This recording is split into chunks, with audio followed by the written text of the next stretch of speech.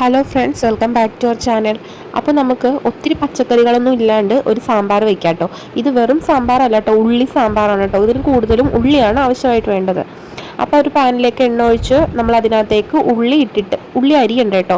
ഉള്ളി ഇട്ടിട്ട് അതിനകത്തേക്ക് പച്ചമുളകും വേപ്പിലയും ഇട്ട് ഒന്ന് വഴറ്റിയെടുക്കുക കേട്ടോ. നന്നായിട്ട് അതിൻ്റെ കളറൊന്ന് മാറുമ്പോഴത്തേക്കും മല്ലിപ്പൊടി ഇടാവുന്നതാണ്. മല്ലിപ്പൊടിയും ഇട്ട് നന്നായിട്ട് ആ മല്ലിപ്പൊടിയുടെ പച്ചമണമൊക്കെ ഒന്ന് മാറുന്നത് വരെ ഇളക്കി കൊടുക്കുക.